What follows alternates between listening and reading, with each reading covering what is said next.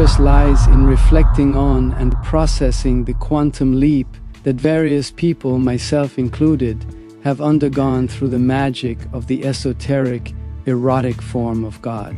Nevertheless, I will always proceed scientifically in my writings, since the meditations I guide in the following essays truly guarantee the outcome of our connection, our bonding, towards the desire to transform our static being into eternal love, freedom, connection, and the ecstasy from which we once fell. Hare Krishna, Hare Krishna, Krishna Krishna, Hare Hare, Hare Rama, Hare Rama, Rama Rama, Hare Hare. I draw on several biographies that I have either read myself or heard firsthand from advanced devotees. My presentation contains many compelling arguments and incorporates wonderful texts that directly or indirectly all speak in favor of a connection with the ecstatic personality of the original Godhead. Ultimately, this treatise will familiarize the reader with the principles that, if we adhere to them and understand them, will prepare us for our specific encounter with God.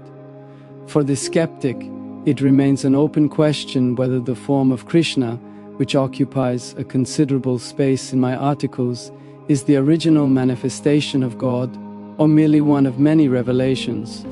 There are several indications in the Vedic scriptures that this is the case, and I can only pick out a few dozen of them between the lines. What really matters is that, as I said, practical processes and a specific mental orientation are to be conveyed here that absolutely works. All the information I am passing on has been received through an authentic line of disciplic succession that has been unbroken for several ages. The applications of the techniques and principles are tried and tested and effective in such a convincing way that I simply was teased to publish them in a format that contemporary seekers can immediately understand and will find appealing.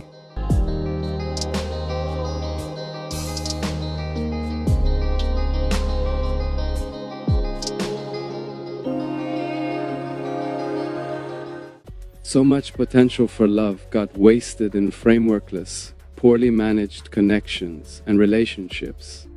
Spiritual partnerships, relationships, and friendships will be fundamentally enriched once they embrace the treasure of this transcendental knowledge. To continue, I would like to quote a story from the Bhagavatam that offers a wonderful introduction to and an encounter with this person of all persons, whose character permeates all worlds. Yes, how often have we seriously asked ourselves questions like, where does character actually come from? Where does light come from? Where does diversity come from? Where does love come from? Wise people understand that all the stars, mountains, and seas are only a relatively small painting of that personality who set all of this in motion, brought all this into being. With their spiritual intelligence and an awakened consciousness, they also read the handwriting of the artist in his image and learned phenomenal details about the wondrous nature of his home in the world visible around us.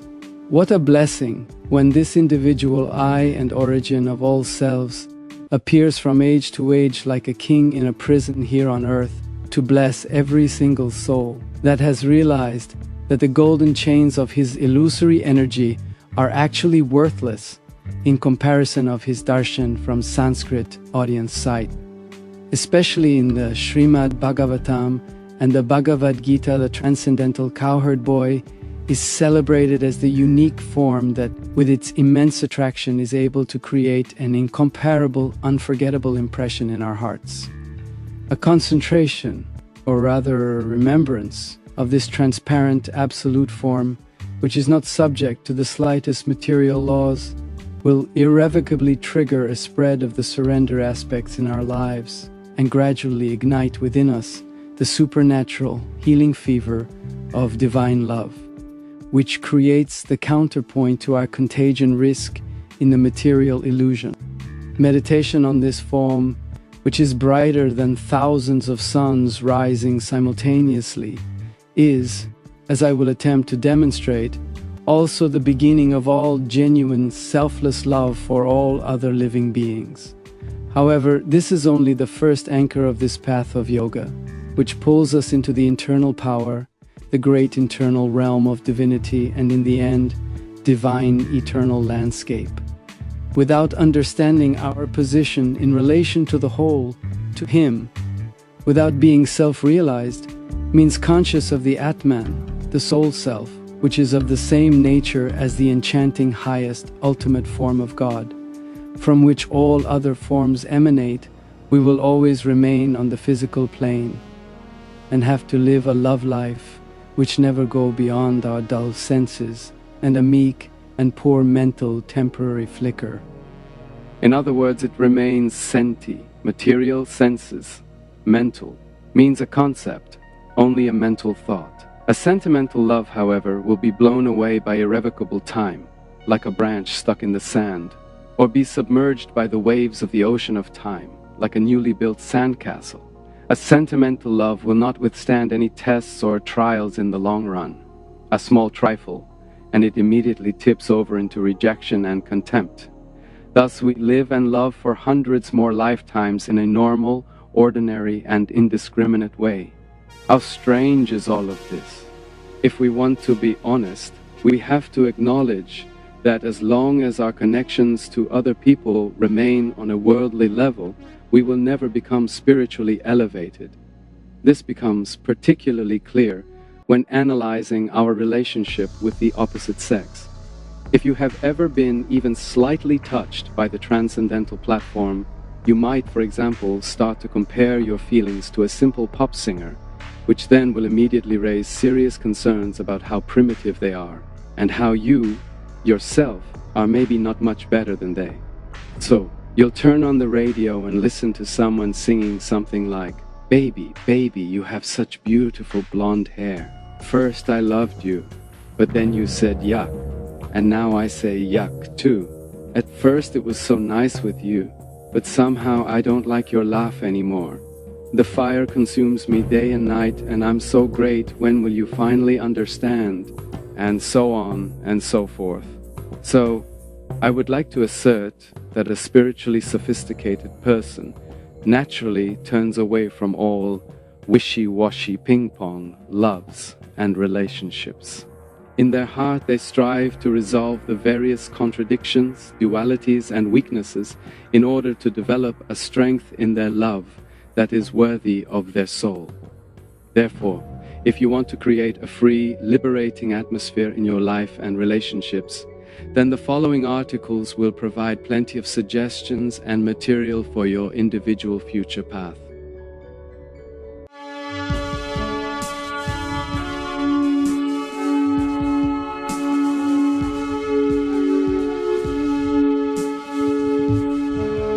But after this long introduction, I finally want to turn towards the story of Narada. Narada is a divine ecstatic who has ever since attained his original spiritual body, and he since then travels through the various universes as a spiritual astronaut. He recounts his own life story in the Bhagavatam. His amazing, remarkable transformation begins in a previous birth when he and his mother, with whom he lived alone, are sheltering some transcendentalists during the rainy season. The saints noticed the young Narada, who seemed quite introverted and focused, and it seemed that he had no particular interest in participating in the social life of his environment. What's interesting is that transcendentalists only eat food that has first been offered to God with love and devotion, as they consider God as the first enjoyer and themselves as his servant. The servant only eats after the king has enjoyed his meal. A side effect worth mentioning in this regard is that food prepared and offered in this spirit is not only vegetarian, you should not kill, but also considered karma-free. So they had set up a small altar, and Narada watched as they offered their food, which they hadn't tasted beforehand. Then they had the boy sitting among them and blessed him in many ways, also, of course, by inviting him to have lunch with them. Perhaps it makes sense that we assume the consciousness of someone who has prepared or eaten a meal. If we already consume the feelings and moods of a performer during a piece of music, a song, or if we immediately get an impression of an artist's feelings and moods when looking at a painting, then it shouldn't be so difficult to understand how Narada's consciousness was influenced and elevated by the saints within those 4 months. Since he was a young teenager, the desire to one day become a transcendentalist was awakened in him. He listened with enchantment as the god-lovers spoke of their realizations and told him the stories from the Puranas that describe the Leelas, games, and wonderful pastimes of the Supreme Personality of Godhead. Narada reports, "As soon as I developed an interest in God, my attention became unwavering. And as a higher taste for the nectar of divine love developed within me, I realized that my body is essentially just a coarse and a finer covering, and that behind these coverings lies a spiritual identity and a spiritual body, as transcendental as the body of God. During 2 seasons, the rainy season and autumn, I spent time with these great souls in bhajan, worship, and kirtan, divinely intoxicated dance, and after a while, all my worldly passions and ignorance departed from my heart. Over time, I became increasingly attached to these sages, and through their intimate knowledge, I was able to soon understand the influence of God's energies in its details. When the saints moved on, Narada continued to live alone with his mother for a while, just because as a good educated boy, he felt inclined to help his mother to fulfill her daily duties. Fate took its course when one day the mother went out of the house to milk the cow and was bitten in the leg by a snake. The boy suddenly found himself without any protector in the world. He brought his mother's body back into the house and set the whole house, along with his mother, on fire. Thereafter he remembered the conversations, talks, and stories of the saints he had met.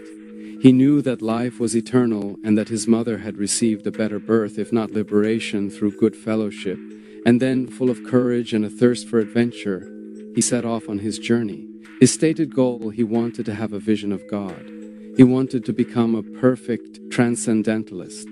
He then lives as if in a fever, driven by a very special passion, yet this passion, this fever, is completely different from the fever of passionate love. His desire is essentially a transcendental gift, for it gradually makes him free and fearless.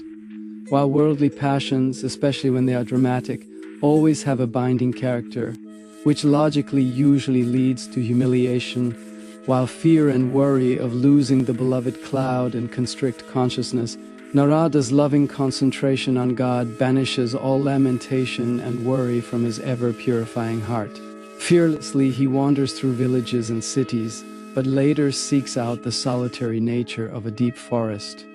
Inside of this forest he continues to climb mountains, he drinks spring water, feeds on berries and fruits, and roams through regions that no one else has ever entered before. In his heart he constantly recalls the spiritual truths of the transcendentalists, and one day he resolutely sits down in the lotus position under a strong tree. There he concentrates on the name and form of God. Srila Prabhupada, one of the most brilliant spiritual teachers and a pioneer of the dawning golden age, writes in one of his commentaries on this story, "Throughout our lives we see various forms in the material world, but none of them is capable of satisfying our minds, and likewise none of these forms can resolve all the confusion in our minds. This ability belongs solely to the special characteristics of the transcendental form of the Lord, and one who has once seen this form will never be satisfied by anything else anymore, because no form in the material world can be replaced with the transcendental, breathtaking form of the Lord."